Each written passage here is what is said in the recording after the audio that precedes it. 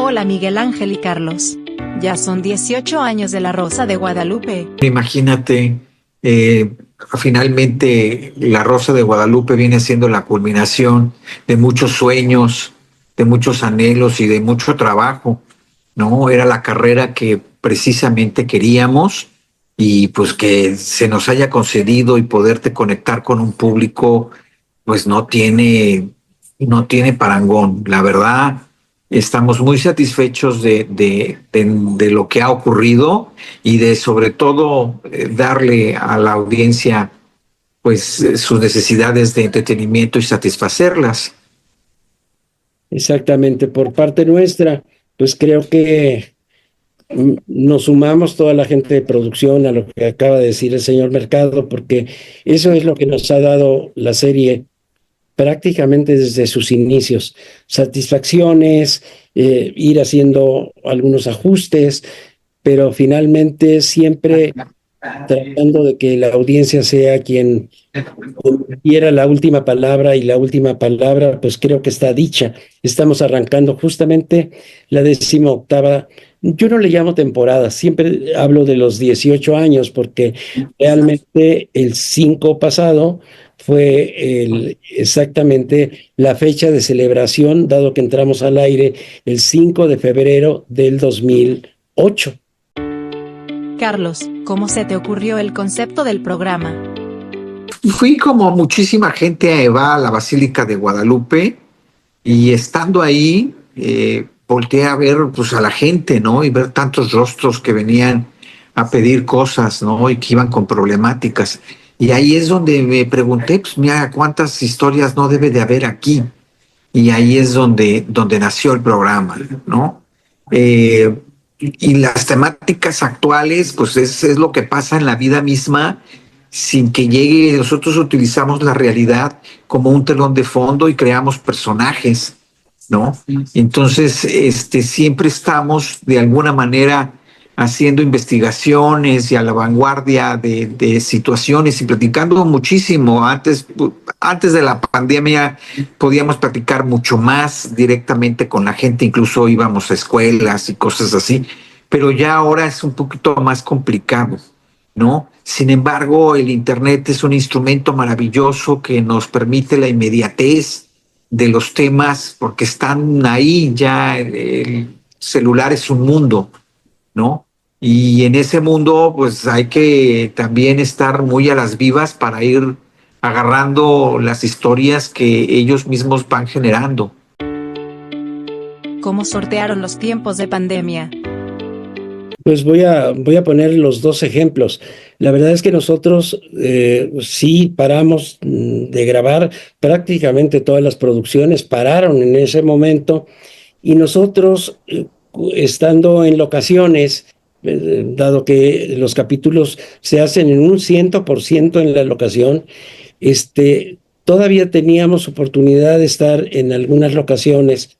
Después se fueron cerrando, pero creo que fuimos una de las pocas producciones que tuvo que estar ahí, y también lo combinamos con el programa de Mañanitas, aunque en este caso, como también hacemos unas misas dominicales desde la Basílica nos pidió que transmitiéramos cada domingo la misa, y estuvimos ahí 20 semanas produciendo a puerta cerrada para los fieles, y nosotros trabajando nada más para la gente que nos veía por televisión, pero estuvimos 20 semanas transmitiendo Mañanitas y lo íbamos combinando, y empezamos de los 4 capítulos que hacemos actualmente a la semana.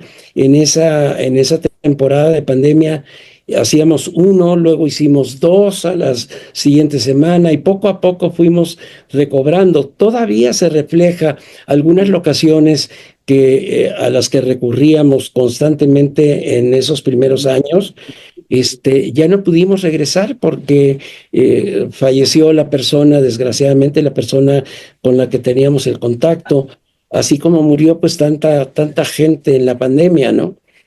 Nosotros tratamos de cuidarnos. Si había algún índice por aquí de alguien que pudiera contagiarnos, pues esa persona le pedíamos que no estuviera en la producción en ese momento o en el área técnica, y Carlos por su lado también, pero creo que cumplimos con la función que se nos ha encomendado, que fue tratar de reflejar. Y Carlos hizo unos programas especiales en donde batallamos un poco con el audio porque todo el mundo tenía que estar con el cubrebocas, y aún así sacamos capítulos dedicados a la pandemia para tratar de ilustrar un poco a la gente, de no estar tan cerca, de no viajar tan acompañados en un metro, en el metro o en algún otro medio de transporte. Fue difícil, pero cumplimos con los capítulos que se habían planeado para ese año, y ahora pues estamos arrancando realmente para cumplir y llegar. Yo pienso que este año podemos llegar a los 2.500 capítulos aproximadamente. Además, son un semillero de talento.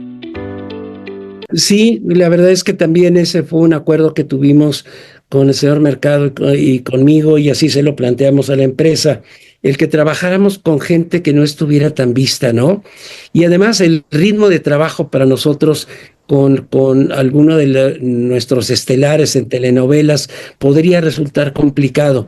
No están tan acostumbrados, bueno, ahora ya, porque la verdad es que también ahí ya las telenovelas buscan estar completamente en locación, y nosotros empujamos mucho eso. Esa fue una de las prioridades que pudimos manejar, el estar en locación siempre y en manejar actores no tan reconocidos, y sobre todo incluir también a los niños.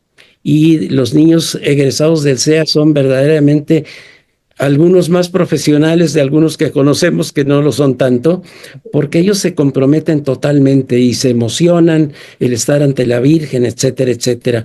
Y también tuvimos la oportunidad, Carlos, perdón que adelante esto, pero tuvimos la oportunidad en los capítulos que se hicieron de 2 horas de poder llamar, sí, a compañeros como Alexis Ayala, como a Victoria Rufo, a Alejandra Barros, a Normita Lazareno, a Pati Reyes Espíndola, que nos dirigió uno de los 2 primeros capítulos, que fueron piloto primero, y prácticamente sin ningún cambio fueron al aire como el programa 1 y 2 de esa semana del 5 de febrero. Nosotros estábamos al aire los martes y los jueves compartiendo con otra serie que producía el señor Wilkins.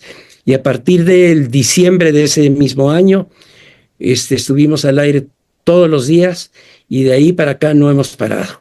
Y también tuvimos la presencia de gente que se nos ha ido y que nos dolió mucho, pero que finalmente estuvieron con nosotros en sus últimas apariciones por televisión. Evita Muñoz Chachita, Patricio Castillo, el famoso Pato Castillo, también tan querido por nosotros, y algunos más que no quisiera recordar. Si me permite, Carlos, lo último que digo, sí quiero recordar a Gastón Tuset, actor, y que fue uno de nuestros primeros directores en La Rosa, y a José Ángel García, que también estuvo con nosotros y que hace poco nos abandonó. Además, abordan temas muy actuales. Bueno, generalmente nosotros hacemos de vez en cuando eso, porque es una manera de generar ruido entre la juventud, entre las audiencias jóvenes.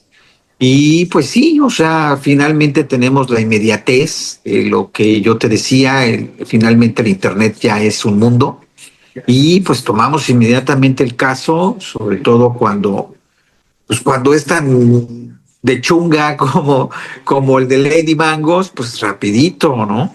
Rapidito, es parte de la actualidad, también estar hermanado con los otros programas, no solamente de la empresa, sino pues, de lo que está ocurriendo también en la cinematografía y de lo que está ocurriendo en otras plataformas y en otras cosas, ¿no?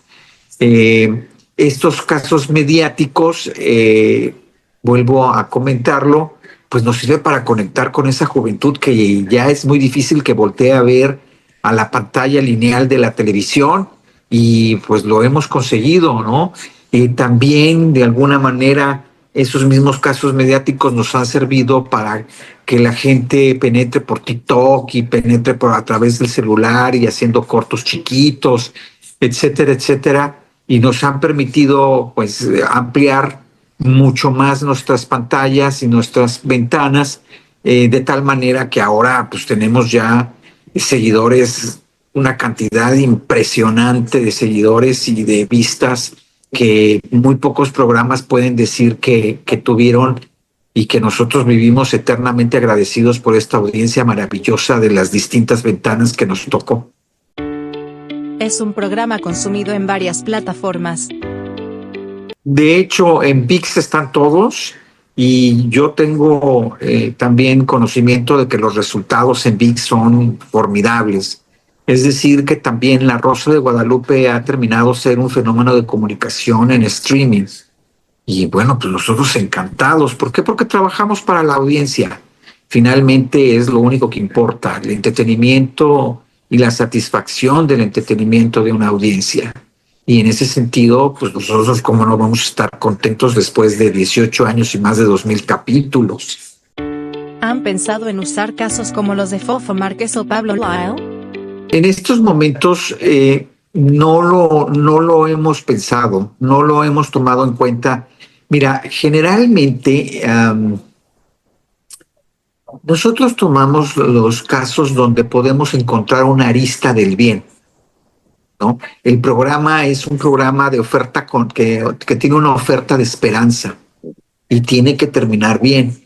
No hemos encontrado la manera de poder narrar la historia de lo que ha ocurrido con Fofo Márquez, porque todo terminó mal. Tiene una vida, es una vida destruida y que no es ejemplo de nada ni de nadie, ¿no? Entonces, cuando no hay una arista positiva o no se lo localizamos, pues nosotros no hacemos un programa. ¿De dónde surge la idea del airecito? Todo es parte de un formato, ¿no? La Rosa, desde el día 1, desde el momento en que estaba yo en la Basílica, antes de salir de la Basílica de Guadalupe, yo ya llevaba la decisión de que iba a haber una rosa y de que se iba a llamar La Rosa de Guadalupe. El airecito también es parte del formato, pero lo incorporé después, porque la empresa Televisa, cuando lo empezó a evaluar para salir al aire, me dijo que se necesitaba alguna cuestión más contundente para ver un milagro, ¿no? Un milagro más contundente. La gente que finalmente lee los programas, pues nunca ha estado en un foro en realidad. Entonces me pedían que se abriera el cielo y que saliera un rayo de luz, y yo dije, híjole, pues eso es muy difícil de hacer.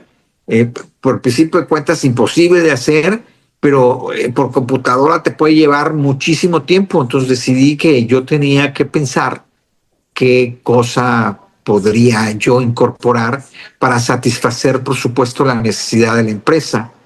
Entonces, justamente, nuevamente estando en la Basílica, porque iba todos los domingos a la Basílica de Guadalupe, me iba acercando la imagen y sentí un aire cruzado a través de 2 puertas, y sentí un aire. Entonces ahí es donde se me ocurrió incorporar el aire. Dije, un aire fresco, que sea revitalizador, que el gesto del actor tiene que ser más o menos ponerle, ¿cómo se llama? Musiquita interesante, slow motion, en fin, pues como ya lo ven, y ahí ya llegué con el nuevo libreto y le dije, ya encontré, pero no va a ser un rayo de luz que sale del cielo, sino un aire fresco y reparador en cámara lenta. La verdad fue un periodo muy corto el de análisis, porque los libretos fueron aprobados rápidamente. Se presentó los 2 pilotos a nuestras autoridades aquí en la empresa y dijeron, pues estos 2 van a ir al aire ya y empiecen a grabar. Y también tuvimos la idea de que se presentara a las autoridades religiosas, dado que a pesar de que siempre en todas las telenovelas ha habido presencia de la Virgen de Guadalupe desde los tiempos de don Valentín Pimstein, que siendo chileno siempre pidió que se tuviera una imagen de la Virgen en alguno de los sets. Aquí nos autorizaron, fuimos a presentar los 2 pilotos y estábamos en febrero al aire. Y el señor Mercado y yo tuvimos contacto la primera vez el 11 de diciembre del 2007. Así que entre esas fechas y la grabación que hicimos de los pilotos y los pequeños ajustes que se hicieron, salieron al aire a partir del día 5 de febrero, un martes, y el segundo capítulo un jueves, el 7 de febrero. Así que fue un periodo muy corto, pero todo lo que ha explicado Carlos es siempre el cumplir con la audiencia y tener respeto hacia la imagen de la Virgen, que los capítulos tengan siempre un mensaje, una reflexión al final de ellos. Creo que eso ha sido lo más positivo que hemos presentado.